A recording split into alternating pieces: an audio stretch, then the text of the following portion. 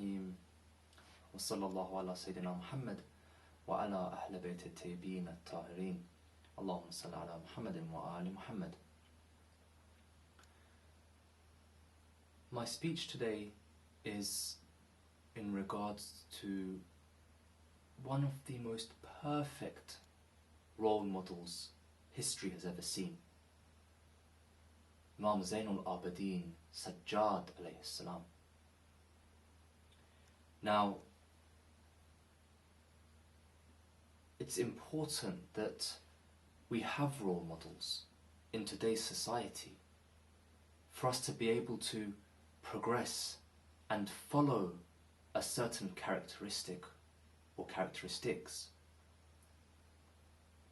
The media does a great job of putting out a whole load of role models out there on TV, on radio, on the internet, for our kids to follow and become misguided. It's our duty to show our children such role models, such pure role models that they may follow and learn something from. Back in the time of Imam Sajjad alayhi salam, the governor of Medina was a man named Marwan ibn Hakam. Now, Marwan committed many atrocities. He would oppress the people, he would steal from them, he would oppress them in such ways that they'd never seen before. So they all began to write letters to Muawiyah, who was the ruler back in Sham. They complained to Muawiyah saying, Muawiyah, who is this person you have put in power? Why don't you do something about him? Why don't you take him away? Why don't you substitute him for someone better? Do you like to annoy us? Do you like for us to cause an uprising? When Muawiyah saw these letters, he said that we have to do something about this. It cannot go on like this for the people to rise up against our government. They will topple us, they will throw us over. So he tells Marwan, step down from power. Marwan says, for what? I've only done what you have been doing. I've only followed your ways. I've only stole like you. I've been greedy like you. I've oppressed the people like you, and now you're telling me to step down?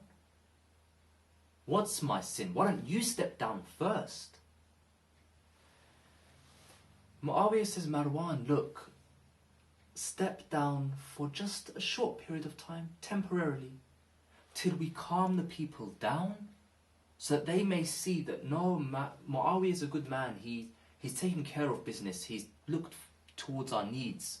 He's done something to help us and put us in security. You step down from power for a year or so, we'll send you money. You can live like a king still, don't worry about it. But let the people calm down, then we'll put you back in power. So Marwan agrees. He signs certain documents and they continue with business as usual. When Marwan comes back to Medina, the first thing he has to do is look for a house. He's been thrown out of the palace. He's no longer a king, no longer a ruler. He's a normal man. So he begins to go around knocking on people's doors, finding somewhere to rent so he may stay there. People open their doors and he says, do you have somewhere where I can rent? They say yes. He says, can I rent it then? They say no. Okay. They close the door in his face. He goes again to several houses. The answer is exactly the same. We have a place to rent, not for you. Now these are the same people that Marwan had been oppressing for several years. They had had enough of seeing his face. The last thing they want to do is rent him a place. The first night comes and Marwan is stuck. He has no choice but to sleep on the streets with his wife and children. As soon as the second day comes, he begins his quest to look for a house again. Only this time when he knocks on the door and people answer, he says, I'm looking to buy your house. Are you willing to sell? Do you have somewhere where you can sell to me? They say, yes, we have somewhere for sale. Marwan says, great, where is it? They say, not for you. Marwan continues. He sees that there's no way he's going to get someone to sell him their house. So he begins to knock on doors and say, look, I will offer you double what your house is worth. You give me any price and I'll pay it, cash in hand. The people say, we're not willing to help you. Marwan is stuck. Again, he has no choice but to sleep on the streets for a second night running with his wife and children. The third day comes and Marwan has had enough. He begins to go around and threaten people. On one man, he pulls out his sword and he says, I offered to rent your place. You said no. I offered to buy your place. You said no. I offered you double and you said no. People gather round quickly. They see this small fight going on. And they all draw their swords and say, Muawiyah, sheath your sword. Marwan, sheath your sword. You're not the same person. You can't walk around and throw your weight around like you used to. You think you have power? You're nothing. And we'll all end you. Push us and you'll see. Marwan begins to shout out to people, what do you want me to do? My wife and children have been sleeping on the streets for the last 2 nights. I have nowhere to stay. I have no roof above my head. I ask you to rent me a place and you say no. I ask to buy your place, you say no. Who is going to see to my needs in this city of Medina? The people say there is someone. Go to the house of Imam Sajjad alayhi salam. Marwan says, are you crazy? Do you know what I did to Imam Sajjad? To his father? What my family have done to his grandfather? The first thing I did when I gained power was to level his house with the ground. I demolished his house. And you want me to go and ask him to give me a house? To rent me a place? What's wrong with you? The people said, look, Marwan, you asked us and we gave you an answer. We're not willing to help you. But there's one person that will. Marwan has no choice. He goes and he knocks on the door of Imam Sajjad.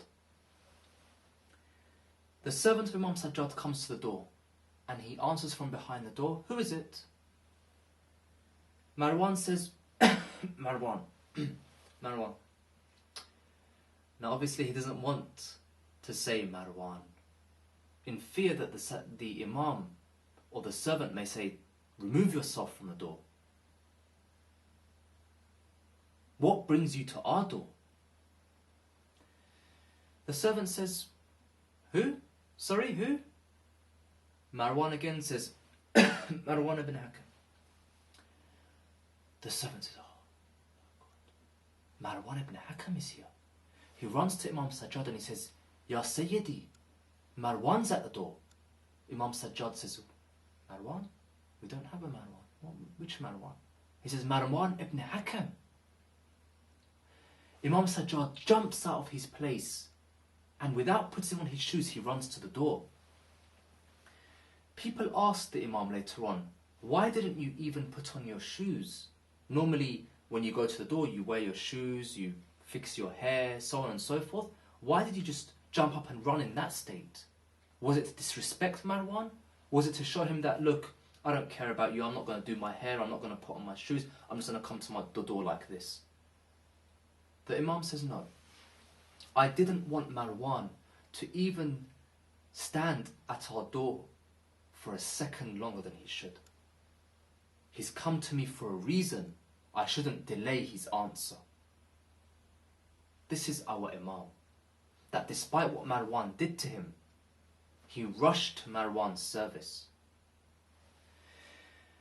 The Imam opens the door and he sees Marwan there with his head down. The Imam puts his hand under the chin of Marwan and lifts his head up. as if to very beautifully say, Marwan, when people come to the door of the children of Fatima, they shouldn't feel embarrassed. No matter what they've done, they should put the past aside and stand there with pride.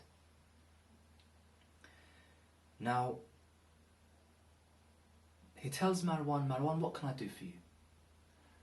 Marwan says, for the past 2 or 3 days I've been here, my children and wife have had to sleep on the streets because no one will rent me a place and no one will sell me a place. The Imam says, are you looking for somewhere to stay then? Marwan says, yes. The Imam says, look Marwan, I have 2 places. The first place is this house that you see. And the second place is a newly built house just outside the city. Now, the very beautiful point here is that the Imam doesn't say, Marwan, I have 2 houses. One is this one and the other one is the one that you damaged. The one that you leveled with the ground. The one that you demolished. The one that I had to rebuild again because of you. He doesn't say this to cause further embarrassment to Marwan. He puts it very beautifully, very subtly, that one is this house and one is the one that I've newly built. Marwan asks the Imam, so which one? They're both your house, which one should I take? The point here is that Imam is giving Marwan a choice above his own. He's telling Marwan, you pick, I don't mind where I stay, I want you to be comfortable, you pick. Marwan says, so which one should I stay? The Imam says, in my opinion, for several reasons, the one outside the city. Now, here Marwan is probably thinking, oh, the one outside the city, the one that I demolished, so what? So I travel all the way there and I see that there's nothing but rubble? You want to send me to that demolished place? The Imam answers before Marwan can begin to think such things about the Imam. He says, look, for several reasons. The first reason is that right now, me and my family are settled in this house. If you want this house, we'll have to pack up our things. It may take several hours for us to pack our bags and collect together our goods, and then once we empty the house, you can move in. And I don't want your wife and children to be left out on the streets for several hours. So it's better that you go to the other house because it's empty, it's newly built. You don't have to wait for anybody to come in or go out. You can move straight in. The second reason is that that house is newly built. The furniture is untouched. There'll be no leaks with the pipes, there'll be no plumbing problems, there'll be no cold water and so on and so forth. You move straight in, everything is brand new. And the third reason is that I don't want your wife and children to stay in a city where people come and go for reasons that people may say something to upset them. So for that reason, it's safer that you are outside the city where you have your own grounds and your own security. Marwan agrees. He says, okay, I'm happy. Whatever you say. The Imam says, but I have some conditions. What are the conditions? I want money from you. I want you to pay for what you did. No. The Imam says, my conditions are these. That if you accept, I'll allow it. If you don't, then I'm sorry. Marwan says, what are the conditions? The Imam says, the first condition is that for the period of time you are staying in my house, you don't pay a single penny rent. You stay there as my guest. Marwan agrees. The Imam says the second thing is that every morning I will send my servant to your house. He will knock on the door, ask for a shopping list, and then he will do it for you. Whatever your wife needs, whatever your children needs, whatever you need, you write on the list, you hand it to him, he will purchase it and bring it to you. If I find out that you've handed him money, or that you've gone and done shopping for yourself, you've gone and bought whatever you need yourself, then I'm sorry, but the contract is void. if you are staying in Sajjad's house, then you live under Sajjad's rules. You are my guest. You don't lift a finger. You don't pay a penny. This is Imam Sajjad alayhi salam. Look at the way Marwan treated him and look at the way he responds. These are my conditions. Take it or leave it. Marwan agrees. And then the Imam sees that Marwan's head drops and tears begin to run down his face. The Imam says, "What's wrong? Have I upset you? Do you want something else? Have I asked for too much? What do you want me to do to make things easier for you?" Marwan says, "No, everything is perfect. The reason why I'm crying is I'm upset. I don't understand. I'm confused." The Imam says, "Confused about what?" Marwan says, "I'm confused at how you are treating me in such a manner, despite me having treated you in such a way. What's the reason behind this character? What's the reason behind this akhlaq?" The Imam says to Marwan, "Marwan, the name of my mother is Fatima Zahra, salamun alayha, and the name of your mother is Sumayya." He left it at that. Now you may be asking, what does this mean? Everyone knows, history has it written, that the mother of Marwan was an extremely unchaste lady. And she got up to all sorts of bad things. But the Imam never mentioned this. He never said, because your mother is so-and-so, and my mother is Fatima Zahra. All he said was, the name of my mother is Fatima Zahra, and the name of yours, Sumayya. He let Marwan understand the rest himself. He didn't bring it and embarrass him even further. Now note that the Imam would never have said such a thing unless Marwan asked, which is what happened. Now, there are several points to take from this story, which inshallah we'll discuss now. The first one is that the Ahlul Bayt alayhimus salam was such that Imam Sajjad alayhi salam says that we did the most good to those who did the most bad to us. We didn't reply bad with bad. We didn't fight fire with fire. For those who did wrong to us, we replied with good, with kindness, which we can see from this one story. There are many in history. This is just one of them. The second point is that we must serve people in the best ability, just as the Imam did. He could have given Marwan some money and said, "Go and rent someone's house. Here's a load of cash, go." But he didn't. He gave Marwan a choice above the Imam's himself, his choice. He said, "Look, you choose. Do you want this house or do you want that house?" In which Marwan then said, "You pick, Sayyidi. You choose. Where should I stay?" The third point is that the enemies of Islam are extremely clever. Truth and falsehood are such that falsehood always clothes itself in sheep's clothing, yet underneath it's a wolf. Me and you have trouble deciding what's the truth and what's falsehood. Look at the way Muawiyah planned to fool the people by bringing Marwan down and then giving it some time for people to cool off, and then he'd put him back up again.